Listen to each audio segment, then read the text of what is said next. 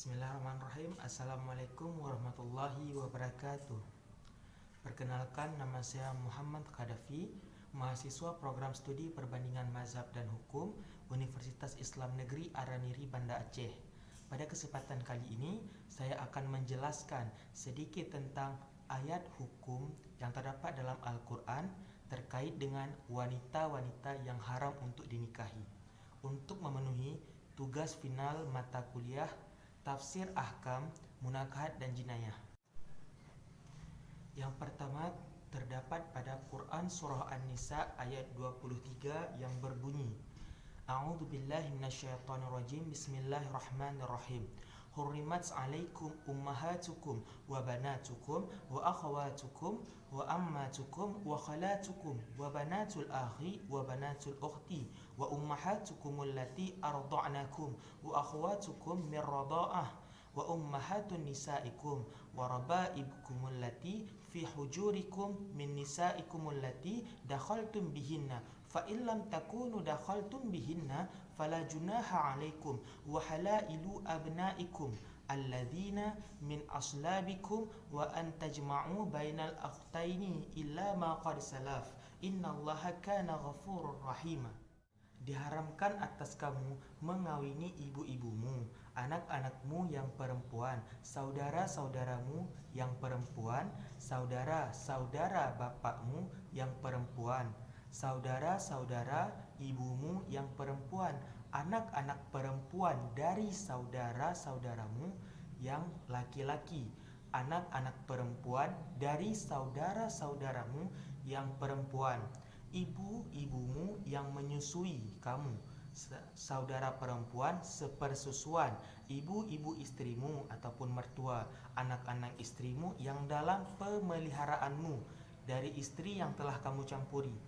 Tetapi jika kamu belum mencampuri dengan istrimu itu dan sudah kamu ceraikan, maka tidak berdosa kamu mengawininya. Dan diharamkan juga bagimu istri-istri anak kandungmu ataupun menantu, dan menghimpunkan dalam perkawinan dua perempuan yang bersaudara, kecuali yang telah menjadi pada masa lampau. Sesungguhnya Allah Maha Pengampun lagi Maha. Tafsir Ibnu Katsir terhadap surat An-Nisa ayat 23, yaitu di dalam ayat ini menegaskan bahwa seseorang laki-laki diharamkan untuk menikahi wanita-wanita yang disebut muhrim karena pertalian nasab, susuan, dan semendaan. Di antara macam-macam wanita yang diharamkan yaitu yang pertama sebab pertalian nasab, yaitu ibu kandung, anak perempuan, saudari perempuan bapa ataupun tante, saudari perempuan ibu ataupun tante dari ibu, keponakan dari saudara laki-laki, keponakan dari saudara perempuan. Lalu yang kedua adalah sebab susuan, ibu susuan, saudara susuan. Dan yang terakhir yaitu sebab semendaan. Hubungan semendaan adalah hubungan hukum yang timbul karena adanya hubungan perkawinan. Di antaranya yaitu ibu mertua, anak tiri yang ibunya telah digauli, dan menantu. Itulah macam-macam wanita yang haram untuk dinikahi dari tafsir Ibnu Katsir. Dari ayat ini yaitu Allah telah mengharamkan menikahi wanita-wanita yang ada hubungan mahram, baik karena nasab, susuan ataupun semendaan. Yang pertama haram karena nasab. Allah mengharamkan menikahi wanita yang ada hubungan dengan nasab karena Allah menjadikan di antara manusia itu kasih dan sayang satu sama lain, saling membantu, mencari manfaat dan mencegah kemudaratan. Hubungan yang paling kuat adalah keluarga. Seandainya pernikahan antara sesama mahram itu diperbolehkan, maka nafsu yang ada akan menimbulkan keinginan yang meluap.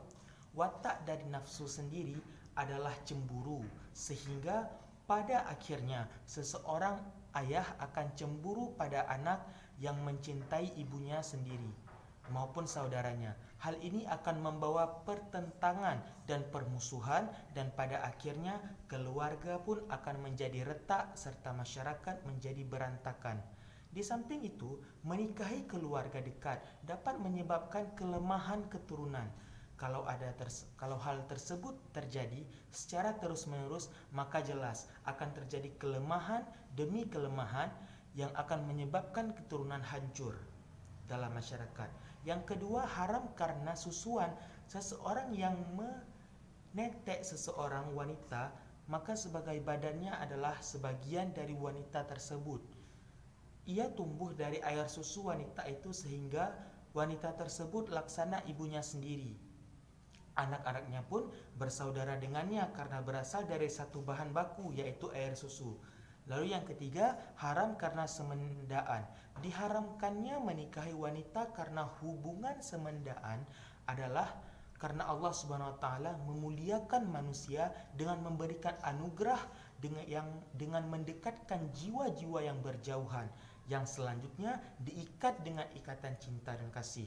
Sehingga jika seseorang laki-laki menikah dengan seseorang wanita, maka dia akan menjadi bagian dari keluarganya. Mertuanya sama dengan orang tuanya sendiri, menantunya juga sama seperti anaknya sendiri.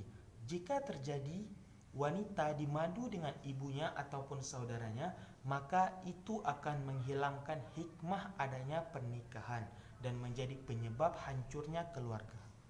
Baiklah, ayat hukum lanjutan terkait dengan wanita-wanita yang diharamkan untuk menikah itu terdapat pada Quran Surah An-Nisa ayat 24. Bismillahirrahmanirrahim. Wal muhsanatu minan nisa'i illa ma malakat aymanukum kitaballahi alaikum wa uhilla lakum ma wara'a dzalikum an tabtaghu bi amwalikum muhsinina ghaira musafihina famastamta'tum bihi minhunna fa'atuunna ujurahunna faridatan fala junaha alaikum fima taradaitum bihi min ba'dil faridati an innallaha kana aliman hakiman. Yang artinya, dan diharamkan juga kamu mengawini wanita yang bersuami kecuali budak-budak yang kamu miliki. Allah Subhanahu wa taala telah menetapkan hukum itu sebagai ketetapannya atas kamu dan dihalalkan bagi kamu selain yang demikian, yaitu mencari istri-istri dengan hartamu untuk dikawini, bukan untuk berzina. Maka istri-istri yang telah kamu nikmati ataupun campuri di antara mereka, berikanlah kepada mereka maharnya dengan sempurna sebagai sesuatu kewajiban, dan tiadalah mengapa bagi kamu terhadap sesuatu yang kamu telah saling merelakannya sesudah menentukan mahar itu. Quran Surah An-Nisa ayat tafsir mengenai ayat ini adalah diharamkan untuk menikahi wanita-wanita yang statusnya masih memiliki hubungan sah sama suaminya, atau dilarang menikahi istri orang lain kecuali budak-budak yang telah dimiliki melalui penawaran, maka yang demikian itu halal untuk menggaulinya. Ayat ini turun berkenan dengan ketika orang-orang muslim mendapatkan tawanan perang wanita, dan ketika itu orang-orang muslim enggan untuk menggaulinya karena mereka masih mempunyai suami. Kemudian para sahabat bertanya kepada Rasulullah SAW dan turunlah ayat ini. Jadi ayat ini menegaskan bahwa para laki-laki diharamkan untuk mengawini wanita-wanita merdeka yang masih mempunyai ikatan sah sama suaminya. Yang lebih tepatnya dilarang menjadi perebut istri orang. Baiklah, mungkin hanya ini dapat saya sampaikan. Bila mana ada kurang dan kesalahan, saya mohon maaf. Wabillahi taufiq wal hidayah. Assalamualaikum warahmatullahi wabarakatuh.